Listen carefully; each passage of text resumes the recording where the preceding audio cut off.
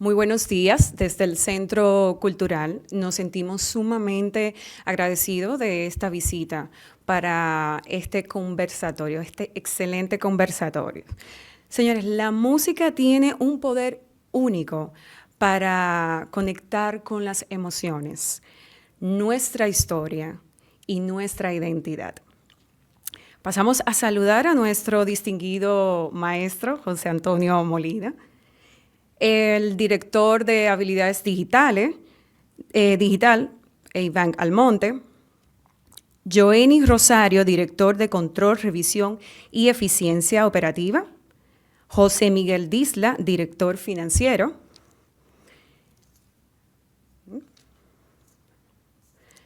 la señora Camelia Pérez, el señor Luis Mariñez y Gabriela Disla. Hoy nos honra abordar el tema de la música como herramienta sociocultural en nuestros tiempos. ¿Y quién mejor para analizar ese aspecto en este conversatorio que nuestro maestro José Antonio Molina? Por esto, damos inicio a nuestra presentación invitando a nuestra moderadora, la señora Gabriela Disla. Muchísimas gracias.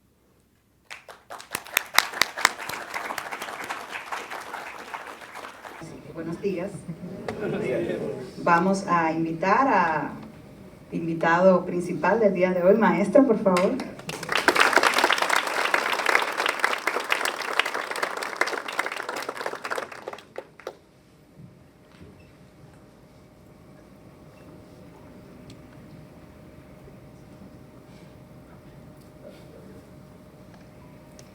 Bien, a nombre del Instituto Nacional de las Telecomunicaciones y a nombre de la Orquesta Sinfónica Nacional les damos las gracias por asistir y por acoger esta invitación a este conversatorio, que yo digo que hay que aprovechar esta oportunidad porque no es algo que se ve todos los días. Los directores de orquesta generalmente en los conciertos van y tocan su música, pero nunca tienen como esa oportunidad de conversar, y son oportunidades que sobre todo los estudiantes tienen que aprovechar, así que los felicito a todos por estar aquí. Entonces yo les voy a leer una pequeña reseña de nuestro invitado de hoy, el maestro José Antonio Molina. Es un laureado director de orquesta, arreglista, compositor y pianista dominicano. Ha dirigido grandes orquestas a nivel internacional, tales como la Orquesta Sinfónica de Londres, Orquesta Filarmónica de Qatar, Orquesta Sinfónica de Puerto Rico, entre muchas otras más. Así como también ha dirigido solistas de talla mundial como Marilyn Horne, José Carreras, Ramón Vargas y últimamente Ana Netrebko, entre muchos otros más. Es el director y fue director y principal arreglista de los conciertos Pavarotti and Friends a partir del año 1996. Fue condecorado con la Orden de Duarte Sánchez y Mella en el grado de Gran Cruz de Plata. La Universidad Nacional Pedro Enríquez Ureña le otorgó un doctorado honoris causa junto a Michael Camilo y Juan Luis Guerra. Fue nombrado también profesor emérito por la Universidad Autónoma de Santo Domingo, además de recibir también por parte de esta institución un doctorado honoris causa. En la actualidad es el director titular de nuestra Orquesta Sinfónica Nacional de la República Dominicana desde el año 2009. Bien, entonces, antes de iniciar con nuestro conversatorio, quiero leerles unas palabras que el maestro me ha pedido que la comparta con ustedes. Estas palabras son una reflexión acerca de la dinámica entre la orquesta y el público que se da en un concierto. Esta reflexión el maestro la escribió en la temporada sinfónica 2022 y creo que está muy acertada para lo que vamos a hacer en el día de hoy, que es una interacción del público con la orquesta. Y dice así: disfrutar de un concierto en vivo es una experiencia única en la vida de un ser humano. Cuando se tiene el privilegio de ser testigo de un concierto en vivo, al final del concierto nada queda de los sonidos que escuchamos, solo queda en nuestras almas y en nuestra memoria. Esos sonidos se evaporaron. Lo único que realmente trasciende es lo que suena en el momento, en el ahora. Es una aventura muy difícil de definir por la simple razón de que la música es un mundo aparte. Es como si el oyente activo y participativo se enganchara con el primer sonido que escucha y hace el viaje de la duración de la obra y por este periodo de tiempo está fuera del mundo. Pero la música no es solo para escapar del mundo. La música nos sirve para aprender, sino sobre el mundo, sobre el ser humano y sobre la existencia humana. La música expresa la naturaleza más íntima de la condición humana. Sin embargo, el lenguaje de la música se expresa a través de un fenómeno puramente físico, que es el sonido. Ser músico es un oficio noble. La música es una expresión del alma humana, no de una cosa física. Es justamente esa convivencia de lo más espiritual y lo más puro que tiene el ser humano, que es su alma, que se expresa a través de un fenómeno puramente físico, extraordinario, milagroso. El público tiene un rol protagónico en un concierto, y más aún en el éxito del mismo, pues cada miembro del público reacciona de manera diferente, de acuerdo a su conocimiento de las obras, su capacidad de concentración, su sensibilidad artística y su capacidad emocional. Pero al mismo tiempo existe una energía colectiva a la que ningún miembro del público puede escapar, incluyendo a los críticos especializados. Por eso la música no es como un objeto. Es algo que uno puede conservar en el tiempo. No podemos intentar burlar la naturaleza perecedera ni desafiar el espíritu efímero de la música. En un concierto, el público participa activamente en la creación, al igual que la orquesta, los solistas y el director. Desde que el sonido apenas surge, nace la atemporalidad y así colectivamente y tras la conquista del duende que habita en cada uno de nosotros, juntos abordar a un concierto a convertirse en una experiencia intelectual y emocional capaz de transformar y enriquecer nuestras vidas para siempre, permitiendo así que nazca el misterio del hecho estético. Muy bellas palabras, maestro.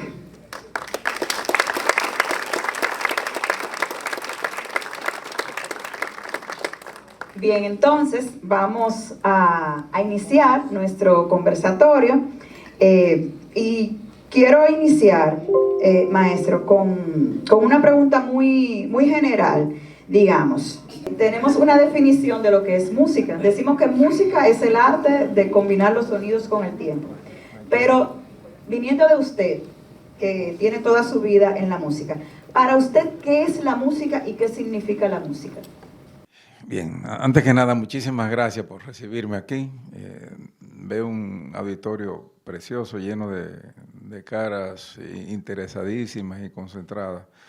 De manera que agradezco a la Indotel, a alguien que considero mi hijo, que es el director de este centro ahora, Luis Augusto Martínez. Lamentablemente no está aquí, pero permíteme, Gabriela, eso, darle la bienvenida y que sepan que esencialmente yo quiero tener algo muy coloquial y muy cercano con ustedes, ¿no?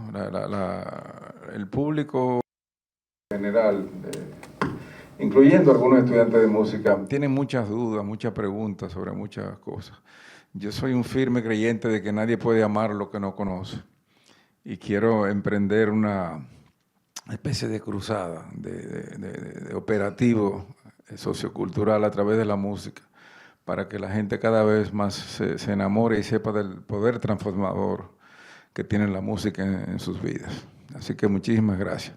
Yendo a tu pregunta, Gabriela, y qué bueno que lo mencionas. Cuando vamos a la escuela nos dicen que la música es el arte de bien combinar los sonidos con el tiempo, ¿cierto? Digamos que la pintura se dice que es el arte de combinar las formas con los colores. Yo creo que esas son cosas una manera de hipertrivializar, si vale la palabra, lo que realmente es la música. Yo me ha costado, ya en 40 años, realmente definir de alguna manera la música. Yo pienso que es prácticamente imposible, pero voy a tratar de acercarme bastante. ¿Por qué? Tenemos el hábito de que el intelecto nuestro haga un ejercicio mental para que el cerebro haga de alguna manera algún proceso, pero la música realmente no tiene una definición específica. El sonido sí, pero el sonido no es la música. Si ustedes me dicen que el sonido, que la música es una vivencia, entonces sí estamos hablando. Si a usted le gusta la música y usted la vive, entonces eso define la música. Sin embargo, como decía yo ahí, la música es algo muy misterioso porque combina algo muy físico, mucha matemática, con la expresión más íntima del ser humano, que es su alma. Cuando esta orquesta termine de tocar, hoy, ¿dónde fueron esos sonidos a parar? Sencillamente se perdieron.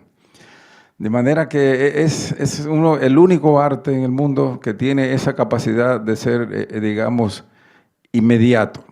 Usted ve un cuadro de Van Gogh, Velázquez, Da Vinci, y se puede pasar horas viendo el cuadro y analizándolo. La orquesta toca y cada sonido de eso tiene una ruta que nace desde el silencio, hace un ciclo evolutivo y muere en el silencio también.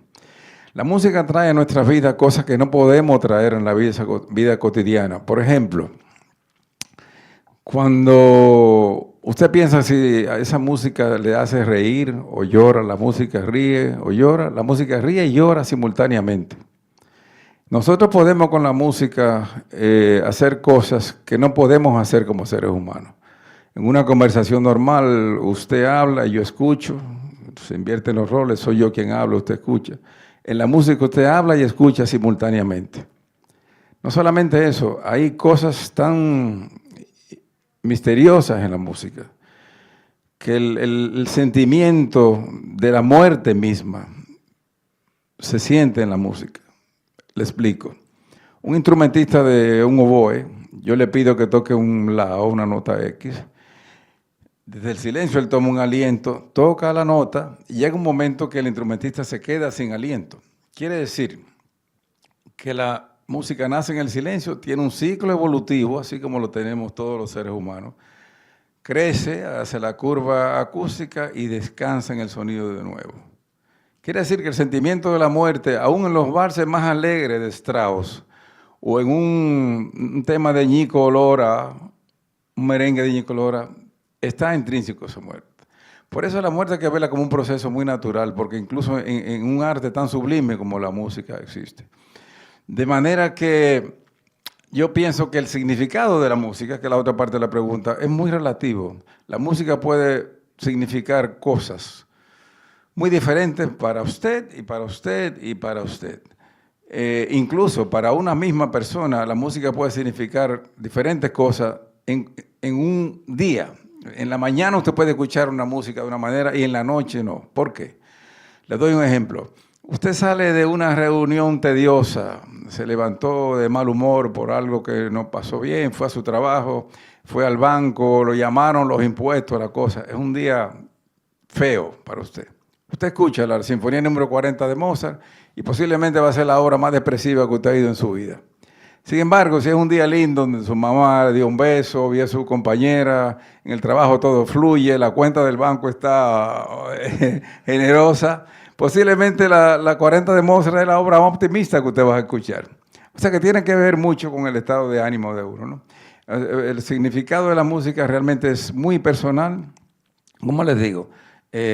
Varía de persona a persona. Lo que sí le digo que la música tiene un poder transformador en el espíritu, en el alma de la gente. Yo soy un creyente que si cultivásemos la música en grandes volúmenes, nuestra sociedad y todas las sociedades del mundo serían sociedades más sanas, más sensibles. Y de eso hablaremos un poquito más adelante. Gracias. Bien, y justamente hablando de que depende del estado de ánimo de la persona, se habla mucho de música buena y música mala. Y siempre se dice que toda la música clásica es buena y toda la música popular es mala, ¿sí o no? Entonces, Para usted, ¿cuál es la diferencia? Y si realmente es así, que hay música buena y música mala, ¿cuál es la diferencia entre la música clásica y la música popular? Sí, ciertamente. Hay un mito desagradable, desafortunado, que creo que es más correcta la palabra, en que la gente entiende que lo clásico es bueno, es lo sublime, y que la música popular no lo es. Ciertamente no. Vamos a analizarla de varias formas. Lo primero es, ¿qué es un clásico? ¿Alguien puede definirme qué quiere decir que algo sea clásico? Clásico es todo aquello que se ha tomado como un referente y genera un modelo. Repito, algo que es un referente para todos y genera un modelo. Entonces, desde ese punto de vista, no importa que sean los Beatles o sea Mozart, ¿sí? Es como el arte que ellos hacen trasciende en el tiempo, se hace atemporal, y lo que hizo Bach, lo que hizo Mozart, en estos tiempos sigue siendo vigente. La novena sinfonía de Beethoven, el año pasado cumplió 200 años, y la novena sinfonía de Beethoven renace cada vez que una orquesta la toca. Es totalmente atemporal, como lo fueron los Beatles, como lo fueron Bruce Springsteen, como puede ser Elton John, como lo será Juan Luis Guerra en algún momento. ¿Por qué digo algún momento? Porque esos movimientos de la música popular que ustedes escuchan hoy día con mucha frecuencia, ese término de se hizo viral, está pegado, tal cosa. La prueba de que eso sea un clásico, popular en la etiqueta, pero que sea un clásico por lo que ya le expliqué, lo va a hacer el tiempo. Cómo a través de los años y años, esa música sí perdura, si se convierte en un modelo, en un referente para las generaciones futuras, fue un clásico. No importa que sea una orquesta sinfónica o fue un perico ripiado. O sea, si Ñeco Lora cumple dentro de 200 años, es parte del tiempo nuestro y se hace parte de un arte universal, eso es un clásico. ¿Sí? Es la manera, creo que más clara de explicarlo, porque yo siempre he tenido mis reservas. O sea, hay música clásica genial y hay música clásica mala, pobre, que no trascendió, por eso no la conocemos hoy día. No fueron Mozart, Beethoven, Haydn, Mahler, Bruckner los únicos, pasaron siglos. ¿Y por qué esos nombres perduran en este tiempo? Porque lo que escribieron en su tiempo ha trascendido al tiempo nuestro y no pierden vigencia. Una sinfonía de Mozart renace cada vez que se toca. Lo que pasa es que para que una obra clásica tenga vida en la música, hace falta un oficiante, un interlocutor, un intérprete, que es lo que hacemos nosotros. Una partitura cerrada no tiene ningún sentido. Una biblioteca llena de libros es un conjunto de difuntos. El que hace que ese libro tome vida es el lector cuando lo abre. Una partitura toma vida cuando se une a un grupo como este, un músico abre una partitura, usted se convierte en parte de la obra.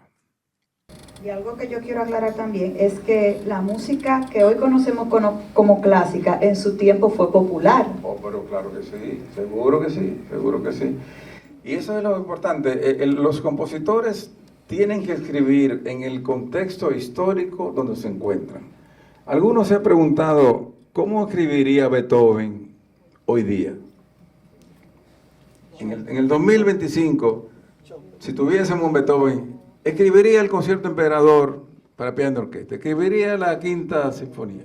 Posiblemente no, posiblemente estuviera escribiendo música actual, porque hay Beethoven, hay Mozart, siempre lo ha habido, pero solamente aquellos que trascienden en el tiempo son. Pero el contexto histórico es muy importante y es una parte fundamental de la creación de un artista.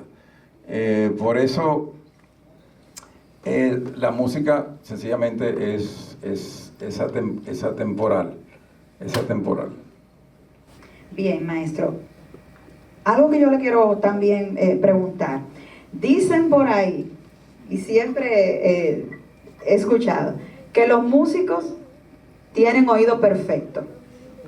Que podemos decir qué acorde es, que tenemos como un oído más agudo y esto. Entonces yo le pregunto, ¿cómo es que realmente funciona el oído de un músico? Y en el caso de usted, el oído de un director, porque imagino que usted debe de tener un oído mucho más agudo todavía porque tiene toda la orquesta tocando y tiene que saber cuál instrumento exactamente es que se está equivocando o está desafinado, o sea que debe de tener un oído distinto. Entonces, ¿cómo funciona el oído de un músico? Y en su caso, sobre todo, ¿cómo funciona el oído de un director? Y déjeme aprovechar, porque usted también es compositor. Porque el compositor, cuando está escribiendo, él no está escuchando, entonces él tiene que imaginarse. Entonces, ¿cómo es ese oído? Muy buena pregunta. Fíjense, pareciera extraño, pero yo lo voy a decir hoy y pienso que puede ser una información fresca. Los músicos, el director, tiene que operar con dos tipos de oído. No dos orejitas por donde oímos, sino dos tipos de oídos. Uno es el oído interno que tengo yo y otro es el oído externo, que es el que la gente escucha, la gente común, el público. Entonces lo explico. El oído interno es algo imaginario, solamente está dentro de mí. Y el externo, por supuesto, el que escuchan ustedes. Entonces, cuando yo me paro frente a la orquesta, mi oído interno tiene ya exactamente el sonido, la textura, la dinámica, la afinación, todo lo que va a sonar para ustedes y para la orquesta, yo lo oigo primero en mi oído interno. Cuando yo bajo el brazo para que la orquesta suene, si hay algo que no está en consonancia con lo que ya yo escuché, entonces yo grito. Está alto, está bajito, el sonido está tarde, el sonido no tiene el color, tal cosa. Pero la única manera que hay que hacerlo es habiendo entrenado tu oído y que cada nota que toca la orquesta ya usted la tiene dentro de sí. De hecho, como yo soy compositor también, como dice Gabriela, yo nunca, por ejemplo, mis arreglos, mis composiciones, he necesitado hacer lo que muchos músicos jóvenes hacen, una maqueta. Se van a una computadora y prueban cosas y cambian y tal cosa. Yo voy a grabar con la Orquesta Sinfónica de Londres una obra mía o un arreglo mío. Cuando yo ponen los micrófonos en los estudios Abbey Road de London y suena la London Symphony, cada nota que tocaron ya yo la escuché. O sea, yo sabía cómo sonaba mi partitura antes de que la toquen los músicos. Entonces, ¿qué pasa? Que como instrumentista a veces es más fácil tener esos dos oídos porque llegan un momento en que chocan uno con el otro. Porque cuando yo como pianista, que también lo soy, se me iba la memoria de alguna manera, se me olvidaba el pasaje, la memoria mía muscular continúa. Mis deditos seguían, aunque mi cerebro estuviera perdido. Uno tiene una memoria física, muscular que sigue. El director no tiene esa ayuda. Si se fue la memoria, se fue la memoria. Entonces, yo creo que si hay una lección de hoy, es que los directores, los músicos, los maestros, los compositores, no usan un oído, utilizan dos oídos. El oído interno, que es el imaginario que está dentro de uno, como si tuviera todo un instrumento dentro de sí, y el oído externo, que es el que produce el músico y la orquesta. Gracias. Yo les invito también a ustedes, estudiantes, que si tienen ese talento, digamos, que lo desarrollen, porque son personas realmente talentosas, porque tener esa capacidad de escuchar internamente y luego tener la capacidad de interpretarlo y de que ese sonido se haga realidad, realmente es un verdadero talento que hay que explotar. Entonces, justamente, hablando de eso que escuchamos, nacemos, estamos pequeños, nacemos en algún lugar del mundo y aprendemos un lenguaje materno. No es lo mismo el que aprende la lengua materna francesa que el que aprende una lengua materna alemana, caribeña, dominicana, cubana, puertorriqueña. Entonces, ¿cómo influye en un músico a la hora de componer su lengua materna? Buena pregunta. La lengua materna de un compositor, consciente o inconscientemente, tiene un efecto muy poderoso sobre el lenguaje, sobre el sonido que va a describir en sus obras. Como bien dice Gabriela, el niño nace, se forma, lo primero que hace es aprender a hablar su lengua de su ubicación geográfica donde haya nacido, aprende un instrumento, empieza a componer. Eso tiene un efecto fundamental sobre el sonido que va a tener su obra. Como dice Gabriela, los franceses, por ejemplo, Debussy, Henri Dutilleux, Maurice Ravel, Poulenc, Erik Satie, suenan muy diferentes a Bach, Mahler, Beethoven, Schumann. ¿Por qué? Porque no solamente por la pronunciación, sino por el peso de las consonantes de los idiomas.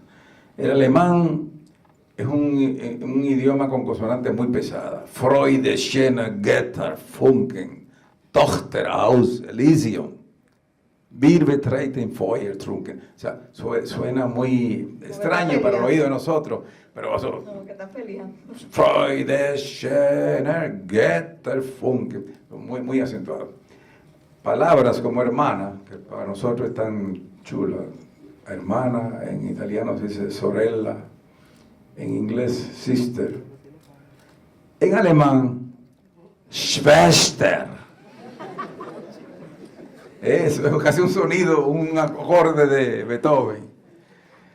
Extrapolando eso a algo más cercano a nosotros, el cantadito de los puertorriqueños, el ay bendito y la cosa, ahí está por eso suena así su plena, la bomba. Los venezolanos con su cantadito, el joropo, los cubanos con el cantado de ellos tan chulo, ahí está la guaracha, el son montuno, el son cubano. Los dominicanos no nos quedamos aparte, porque la manera en que nosotros hablamos, yo no creo que tengo que presentársela. Entonces, mira, si hoy vamos acomodadamente, te voy a decir una vaina, pero si tú quieres, podemos ir allá, ver, acuérdate que en el hotel tal cosa, pero acuérdate que la vaina que hablamos, tal cosa, eso es un poco, el jaleíto de un merengue, ¿no?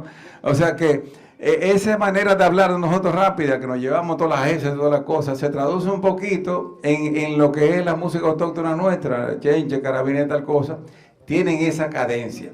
De manera que desde Bach hasta Bartók, desde Erik Satie hasta Schoenberg, la lengua materna tiene definitivamente un peso fundamental en el sonido y en la génesis, en el espíritu y la esencia de las obras que ellos escriben. Bien, maestro. Y ahora que usted menciona el idioma alemán, me acordé de una obra que hemos tocado bastante, que es la Novena Sinfonía de Beethoven, que usted la mencionó. Entonces, no siempre usted tiene la oportunidad de dirigir la orquesta y un coro, porque generalmente en la temporada sinfónica solo somos la orquesta. Entonces, en su cerebro, en su oído musical, en su manera de dirigir, en su filosofía, ¿cuál es la diferencia de dirigir solamente la orquesta, como usted hace en la mayoría de su trabajo, a dirigir una orquesta con un coro? ¿Cuál es la diferencia? Bien, muy buena pregunta. Yo estoy convencido más bien por los años de que más que encontrar una diferencia, yo trato de encontrar cómo se complementan la técnica para dirigir un coro y dirigir una orquesta. Y le explico. Generalmente a mis músicos yo les pido que asuman en muchos casos un sonido vocal, que imiten el sonido de un coro, de un cantante. Darle un sentido retórico a la música, esa narrativa, digamos, soterrada, endémica a muchas de las obras del repertorio sinfónico. Es muy grato para la orquesta. Generalmente uno le dice al oboe, canta, canta, los chelos canten, canten. O sea, uno quiere que la orquesta asuma en muchos momentos una actitud vocal en términos de colorido, sobre todo del aliento del humano. Cuando lo hago con una orquesta, entonces es inverso el asunto. Perdón, cuando lo hago con un coro, entonces yo quiero que el coro en algunos momentos pueda emular la agilidad de un clarinete, el sonido del arco de las cuerdas, el aliento que toma un trombón y, ¿por qué no?, incluso el timbre. Hay la sección baja de un coro, digamos los que son barítonos y bajos. Generalmente yo les pido que emulen las maderas bajas, que serían fagotes, contrafagote, clarinete bajo, o la sección grave de la orquesta de cello y contrabajo. De manera que, increíblemente, a una orquesta yo le pido actitudes vocales, corales, y al coro le pido actitudes instrumentales. Por eso yo pienso que más que una diferencia entre una y otra, se complementa una técnica con la otra, se nutre una de la otra. Entonces, maestro, teniendo usted una orquesta y un coro, y a veces solistas, a veces los tres, solista, coro y orquesta, ¿para usted qué es la interpretación entonces? Esa es otra palabra difícil de escribir en música, porque lo primero que yo no creo que Beethoven, Schumann o Chopin necesitan un intérprete, un traductor. Ese término intérprete es delicado. Sin embargo, para mí, interpretación es penetrar en la piel del compositor. O sea, realmente atravesar ese proceso que se propuso el compositor a la hora de escribir la obra. ¿Qué vivencia le motivó a escribir la obra? ¿En qué momento le visitó la musa para que él se inspirara a escribir esa obra? Y él nos deja plasmado en una partitura todas esas emociones. Nosotros los músicos partimos de esa partitura para hacer una serie una especie de ruta retroactiva para reencontrarnos en esa vivencia, en ese propósito, en ese momento de inspiración. Eso es interpretar. Interpretar su lenguaje musical, interpretar su concepción del sonido y cómo el sonido actúa sobre el intelecto humano. Por eso los intérpretes podemos pensar el poco espacio, margen que tenemos para agregar la personalidad nuestra. Si usted conoce una obra vastamente, la necesidad de cualquier motivación personal se hace sencillamente innecesaria. El compositor lo plasma todo si encontramos esa esencia, esa primera vivencia. De manera que yo creo que debe ser así. Si encontrásemos las razones que Schumann cogió un lápiz y empezó sobre una partitura a escribir, lo que había detrás de ese lápiz, esa pluma, si encontramos esa razón, no hay nada más que buscar. Eso es interpretar la música. Eso me deja dicho que antes de un director pararse frente a una orquesta a dirigir, X compositor debe primero estudiar el concepto social que vivía en esa época, la situación quizás hasta política que había, claro, para que pueda, digamos que también saber qué pedirle a los músicos. El contexto histórico es fundamental. Hay un estudio previo antes de pararse, claro. No es solamente llegar y pararse a dirigir, es saber qué estaba pasando en esa época para poder interpretar, claro, lo que quería el compositor. Mira, Gabriela, tú eres testigo. Gabriela es la única mujer bajista de la Sinfónica. Un aplauso para ella. Sí. Además, una excelente pedagoga y enseña en la UAS, etc. Yo he tenido la dicha con mi orquesta, porque así la siento, y perdone la modestia, que hemos estrenado obras que desde el 1941, cuando se fundó la Sinfónica, no se habían podido tocar. Para tomar dos ejemplos recientes, Gabriela, la Gustav Mahler. Estrenamos en el 2019 la segunda sinfonía, La Resurrección. Y ahora, el año pasado, estrenamos la quinta sinfonía de Mahler. A mí esos retos me encantan. De hecho, Eduardo Villanueva, un gran amigo nuestro, me dice, maestro, desde años yo oigo directores y directores que tomaban las sinfonías de Mahler y las soltaban, y lo intentaban y las soltaban. Eso que dice Gabriel es fundamental. Yo estas obras literalmente se le he enseñado a la orquesta desde cero. No solo notas, no solamente patrones, no solamente análisis, sino el contexto histórico, la vida de Gustav Mahler, qué le llevó allá, por qué se... Entonces, como dice ella, sobre todo en las obras nuevas, no basta con ser un músico preparado. Ser un músico cabal, pleno, implica manejar muchas disciplinas. Hay que leer el contexto histórico de los compositores, ver incluso sus correspondencias, su cotidianidad, el ambiente en que vivieron, regímenes políticos, etc.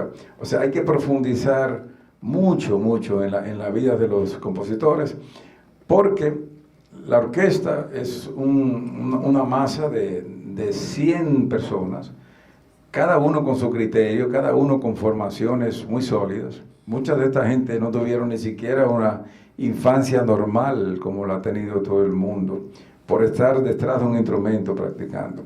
Quiere decir que un director tiene un gran reto, porque una orquesta no deja de juzgarte constantemente, ¿eh? Y tiene razón hacerlo, porque ellos también, como yo, han dedicado su vida. Entonces, tiene que venir un director que les convenza en todos los sentidos, no solamente en el plano artístico, musical, sino también una persona, un líder con sabiduría para enamorarles del proyecto. Ellos quizás han tocado la cuarta sinfonía de Brahms 60 veces. Yo tengo que venir con una noticia de que esa sinfonía de Brahms que yo hago no es la que ellos hicieron 60 veces. Es la versión del maestro Molina, pero que tiene que tener perfecto sentido todo lo que yo haga con esa música, porque la música clásica tiene esa rigurosidad. Yo no puedo cambiar las notas que escribió Mahler, y Beethoven, y Mozart, pero sí puedo encontrar dentro de eso una manera creativa donde yo haga una versión de esa obra desde el punto de vista de cómo yo siento la génesis, la razón y la esencia de la composición. Hay una frase que me imagino que ustedes la conocen, que es no puedo, tengo ensayo. Esa es la frase de nuestra infancia, de nuestra adolescencia, todo no puedo, tengo ensayo.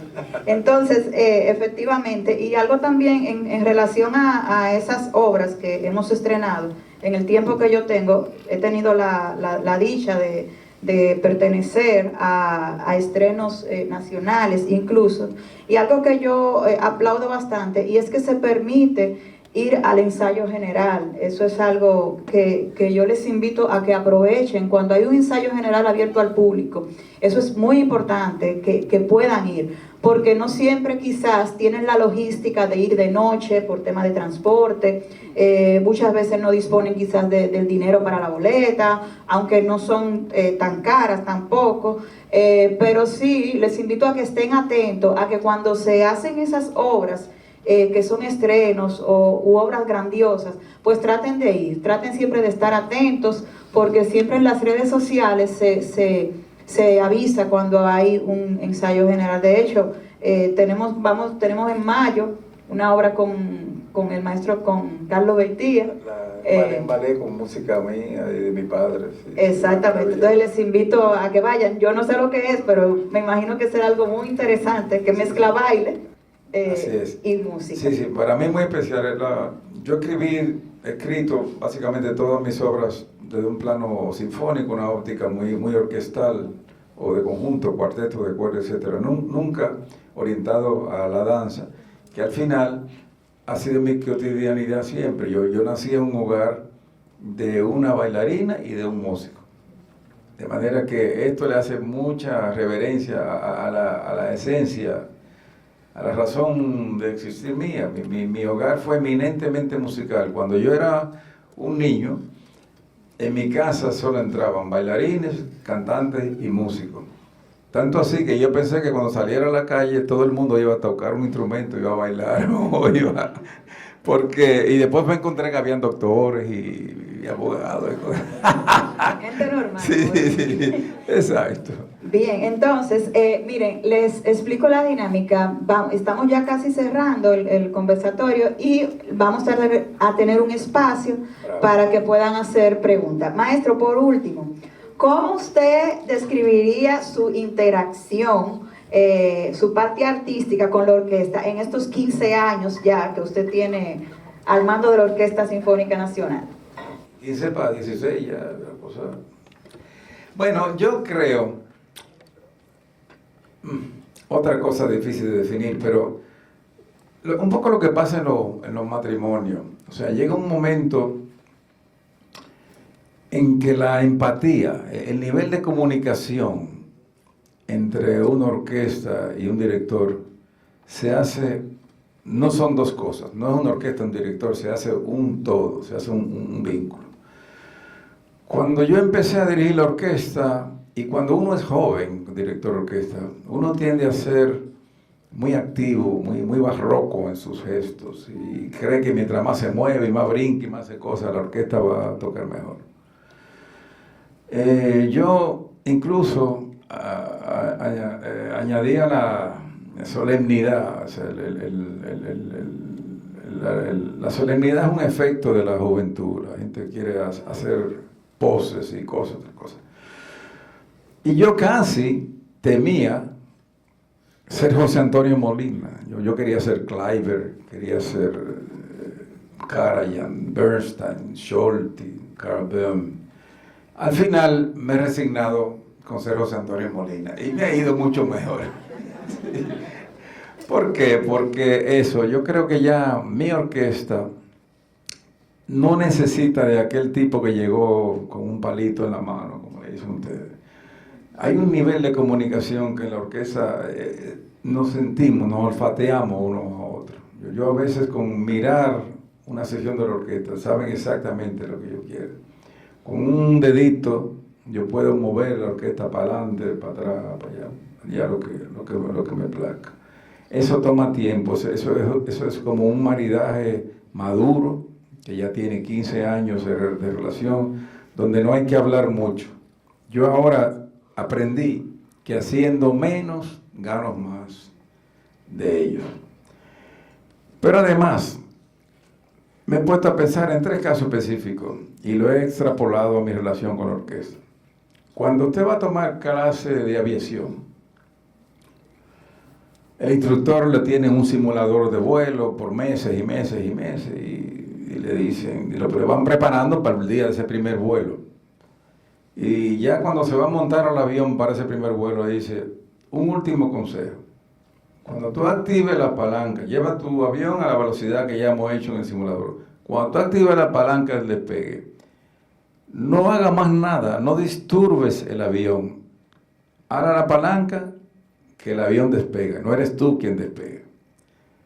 Si es una persona que está por coger clase de esos caballos de salto, que saltan el obstáculo, el entrenador le dice, lleva el animal al ángulo que hemos ya estudiado, que cuando llegue el salto, suéltalo, dale libertad, que él va a saltar, no eres tú quien salta. ¿Han visto ustedes esa manada de cientos de pájaros en el cielo con unos diseños espectaculares, simétricos, una belleza? ¿Quién de esos pájaros es el director? ¿Quién manda la tropa? Nadie.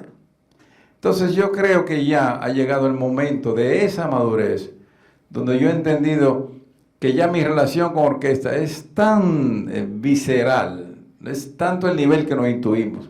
Imagínense frecuencias cardíacas a la misma altura en la emoción. Nuestros corazones palpitan de una manera, transpiramos igualito en un momento X.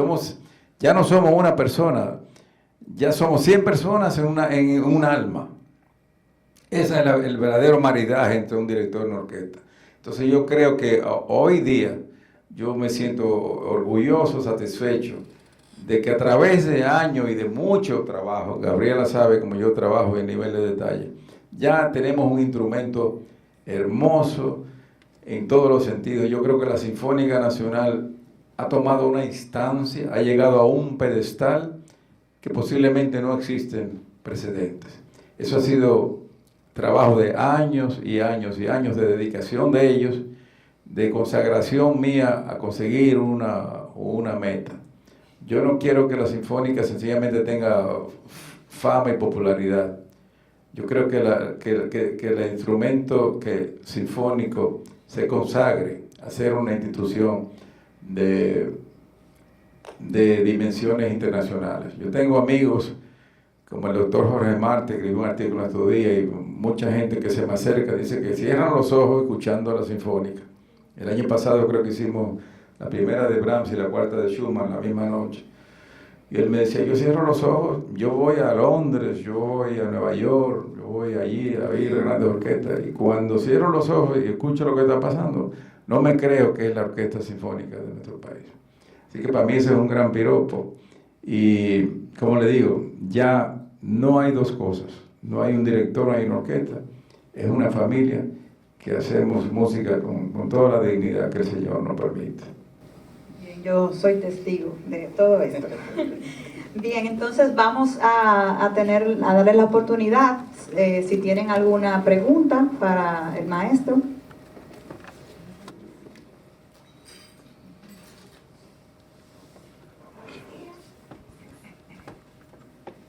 Buenos días. Primero, agradecerle al maestro por esta oportunidad. Como decían al principio, no todo el tiempo uno tiene la dicha de poder ver a una persona de su categoría acercándose al público. En mi caso, que no soy músico, simplemente me deleito con la música, me siento muy agradecida y soy su fan. O sea, después de este momento fan, quisiera hacerle dos preguntas.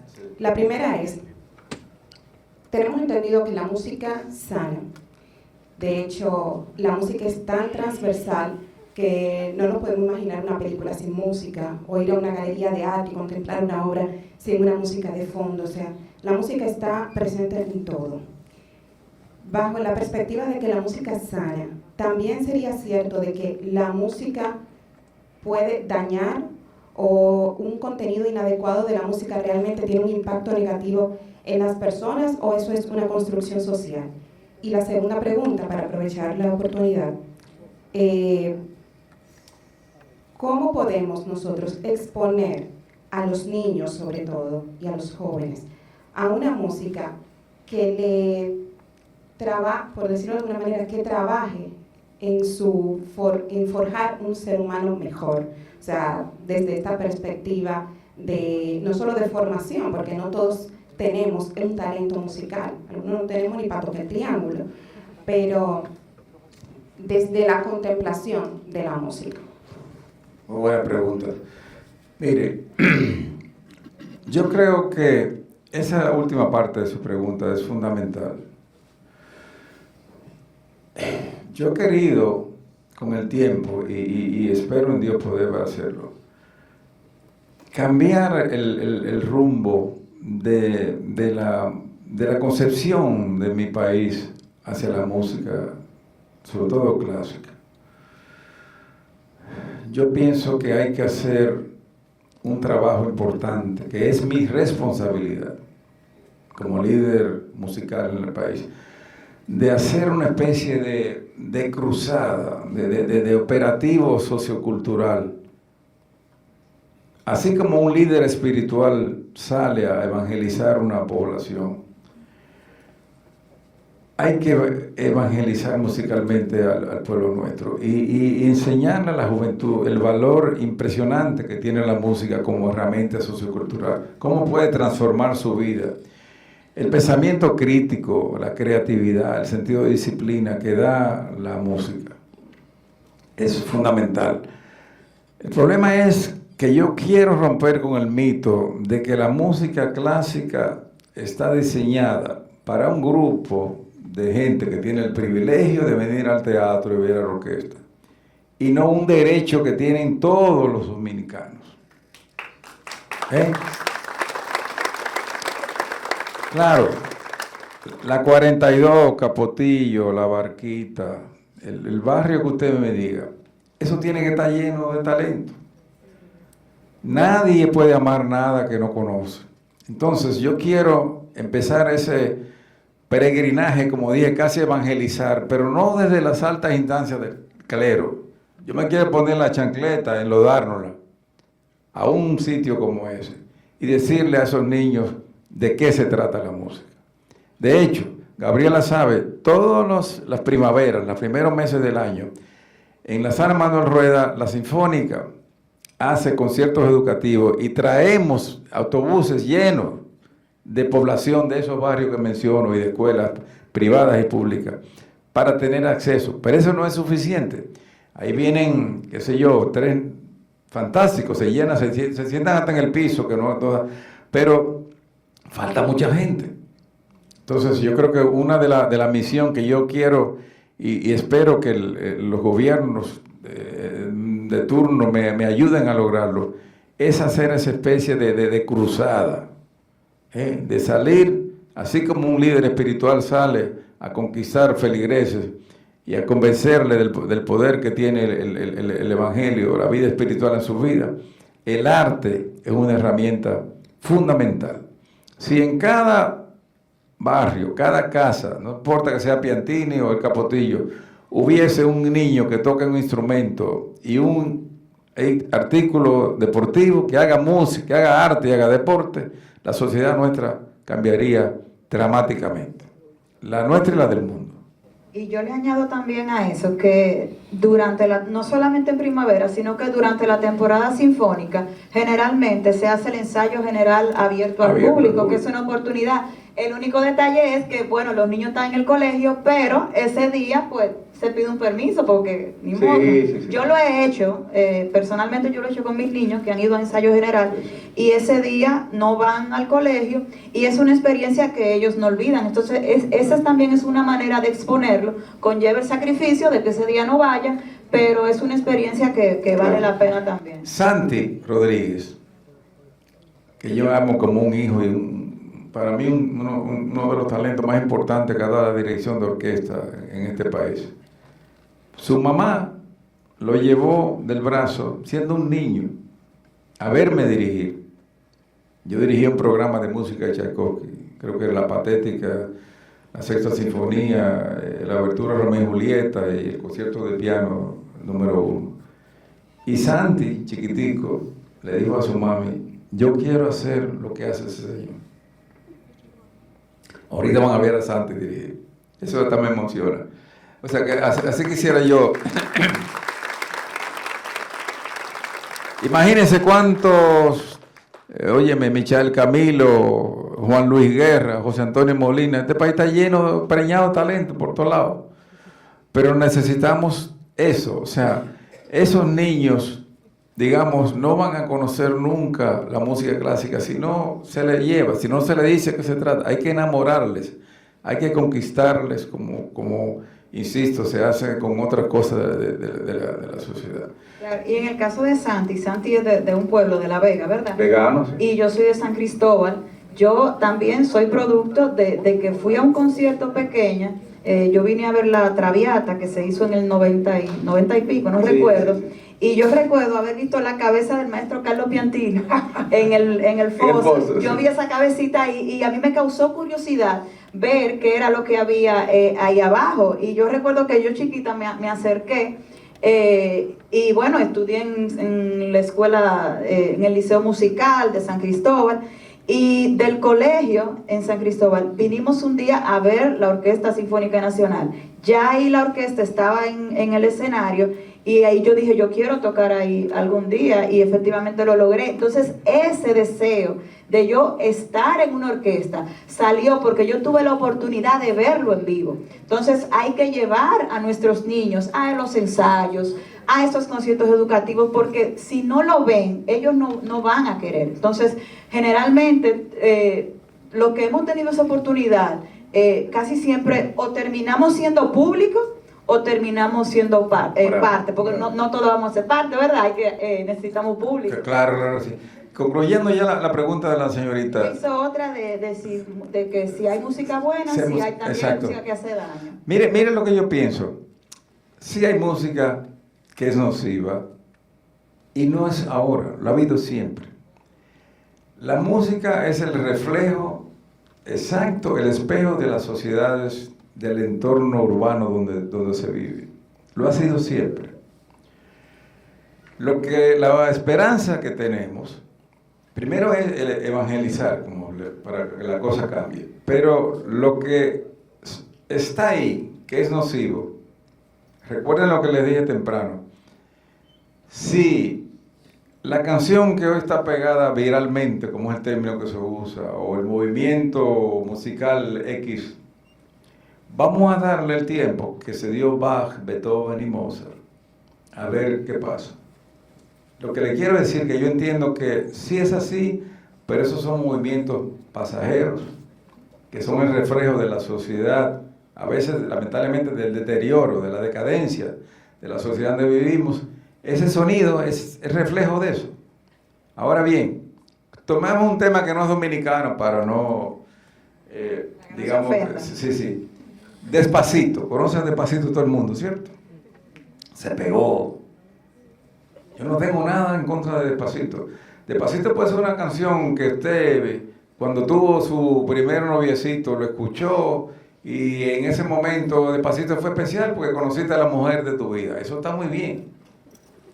O sea que no hay nada en contra de eso. Ahora bien, si Despacito, así como yo hoy escucho o puedo ver una obra de Bach o un cuadro de Velázquez y lo encuentro actualizado porque llegó a mi tiempo y se convirtió en un clásico, si Despacito dentro de 200 años, 3 años, sigue siendo Despacito, entonces tuvo un valor estético importante. Y pasa a ser un clásico.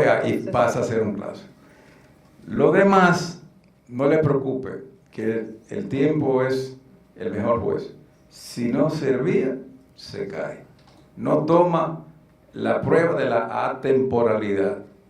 No trasciende en el tiempo. Por hecho, nunca fue un modelo a quedarse entre nuestra sociedad y el tiempo lo decide. Bien. ¿Otra pregunta? ¿Acá?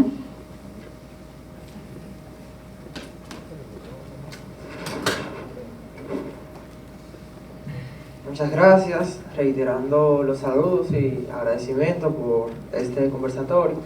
Tengo 2 preguntas muy importantes. La primera es, ¿cuál es el mayor desafío que presenta usted, el director Molina, al dirigir a una orquesta y cómo logra transmitir su visión musical a los músicos? Usted comentaba que la música puede tener una forma de interpretación diferente en cada persona. Entonces, una orquesta está compuesta por muchos instrumentistas y músicos. ¿Cómo usted logra que su visión de la música o de la pieza sea tocada o integrada en la orquesta de una manera acoplada y que todos suenen como la visión del director? Y la segunda era cuáles influencias o maestros han dejado una huella indeleble en su estilo y en su forma de componer y su forma de dirigir a orquestas. Muy buenas preguntas las dos. A ver, empecemos con las últimas. Yo creo que, como todo,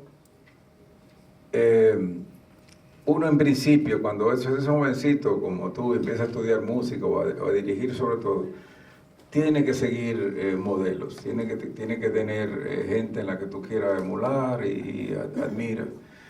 Y definitivamente yo tengo los míos. Leonard Bernstein yo soy uno de mis grandes héroes. Von Karajan, director alemán también. Y de los años atrás, había un señor apellido Furtwängler, que también fue un gran referente para los grandes directores. Tuve la dicha que mientras estudiaba en Nueva York, recién en los años 80 nombraron a Zubin Mehta, un director de origen hindú, pero que hizo carrera internacional, Los Ángeles y Filarmónica de Nueva York.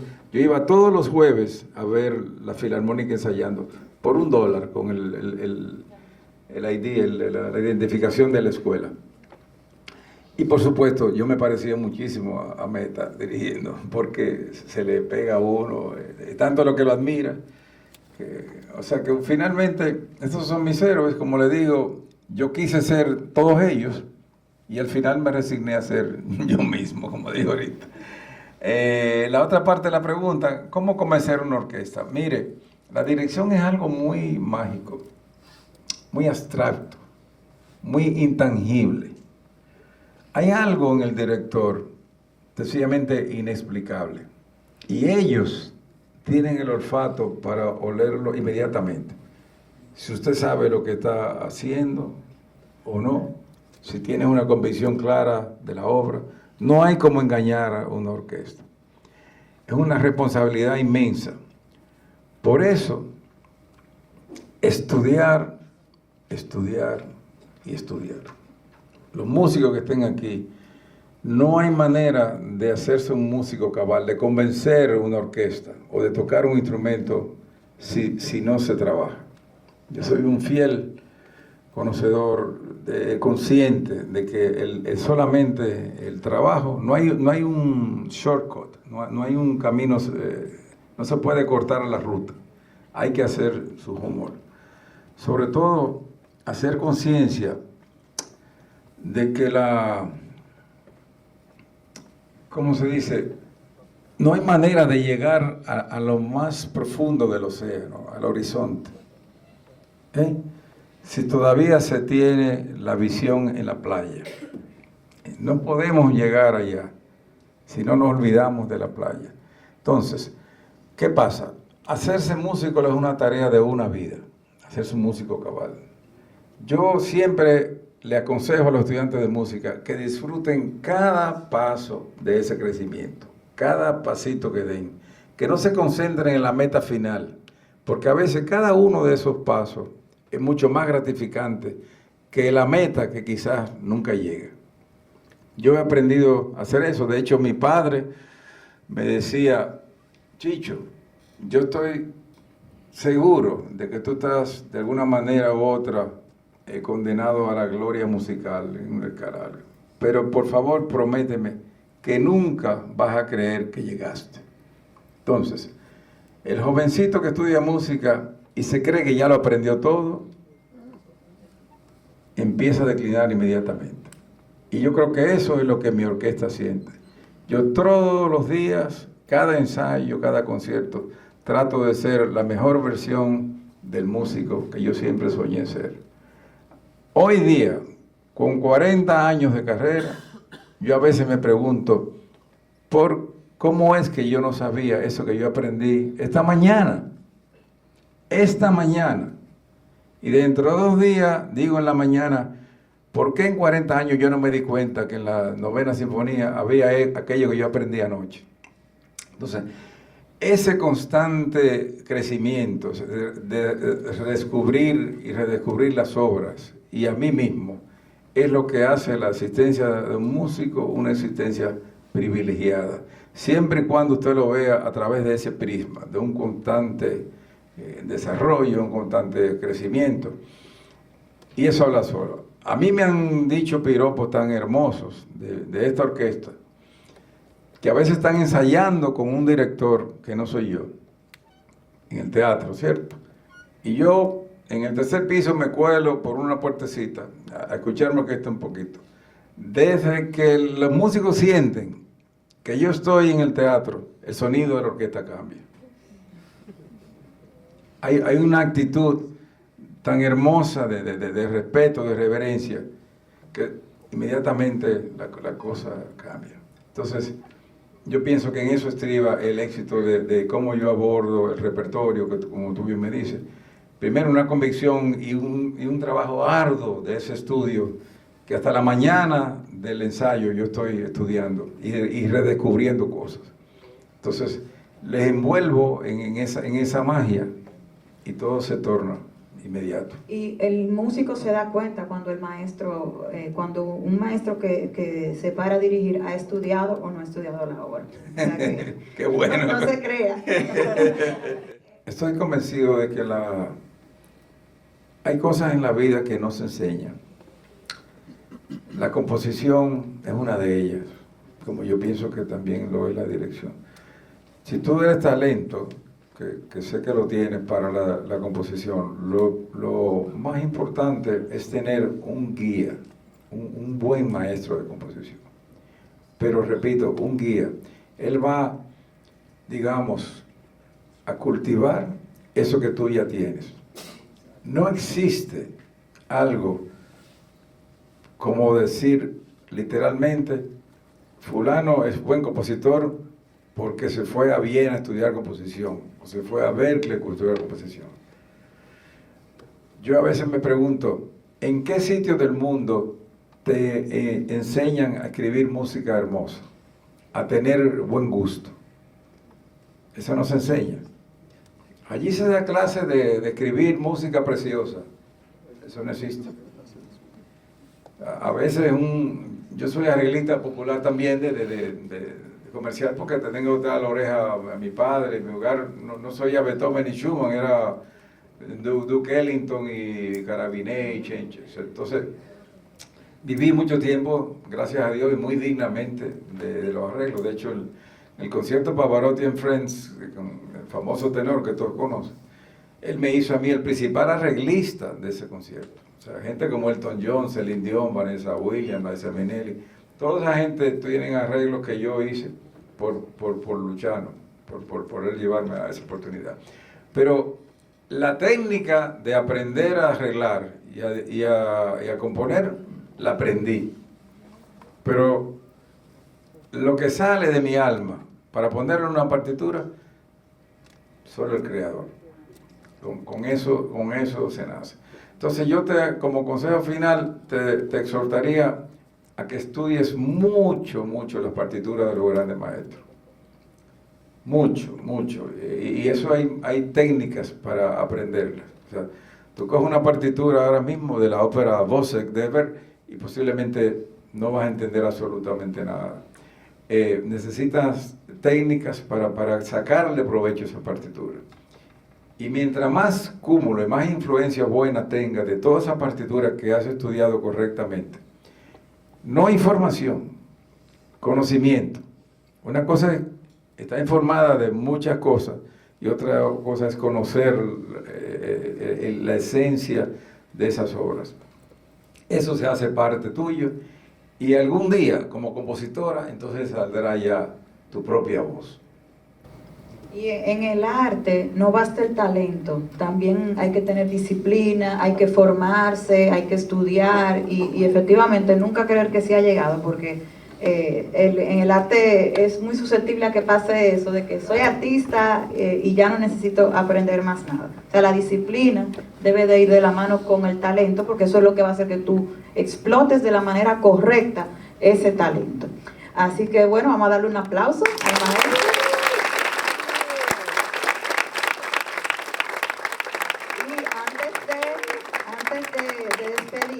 Pues les comento con lo que vamos a continuar, y es que tenemos ahora nuestro concierto de repertorio puramente dominicano. O sea, hablando de composición, a propósito, pues vamos a tener música dominicana, de compositores dominicanos. Vamos a tener una representación de la Orquesta Sinfónica Nacional, de orquesta de cuerdas, de los miembros más jóvenes. O sea que yo espero que ustedes se motiven a que puedan también pertenecer a nuestra orquesta.